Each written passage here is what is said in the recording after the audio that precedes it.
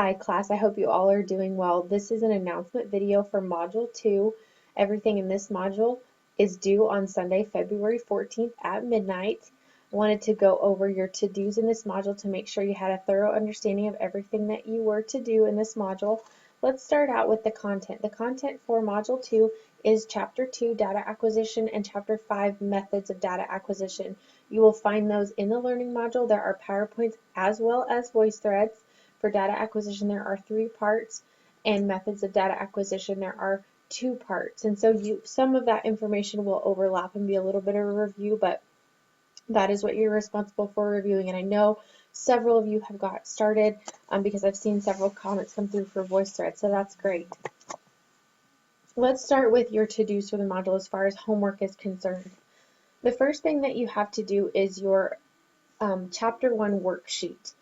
This is a review covering things from mostly chapter 1, and so it's good practice to do before the first exam. When you open up that document on Blackboard, it's going to look like this, and so you will notice as you go through some formulas that you are responsible for. So the top part gives you a chart with your linear attenuation coefficients and your CT numbers or Hounsfield units, making sure that you have a good understanding of that chart and are familiar with it.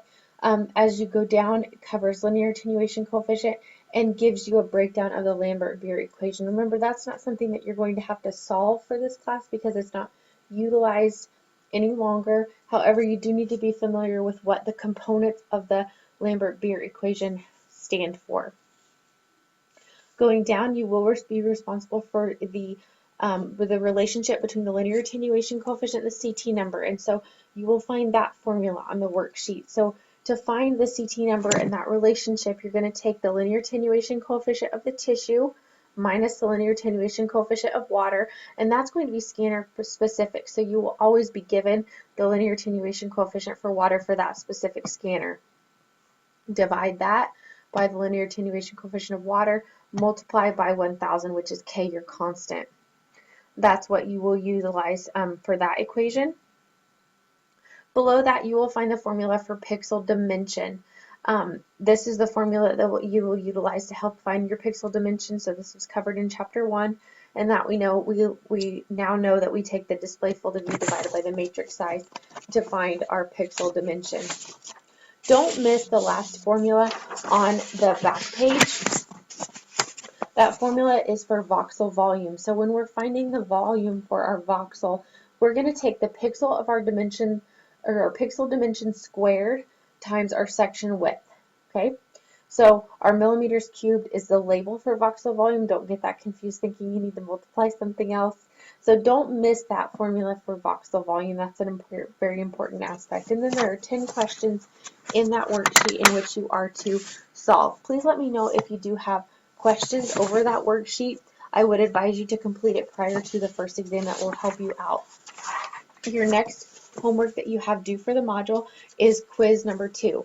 This is over chapters 1, 2, and 5. I know there were a couple questions that I received on that, so I thought it would be good to review everything before the first exam. So chapters 1, 2, and 5, you will find questions over all 3. It's a 10-question quiz, just like quiz 1 was, followed by your exam number 1.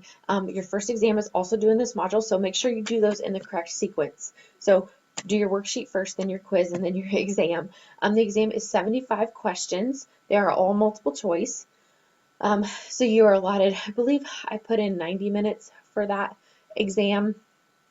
I may have even put in a little longer. I can't remember exactly, but that is due on Sunday, February 14th. So that's your to-dos for Module 2. If you guys have any questions, please let me know. I'm in the process of grading all the Paint by Numbers assignments now, so you should see those grades reflected in the grade book by the end of the week. So keep your questions coming, and I look forward to hearing from you. Thanks.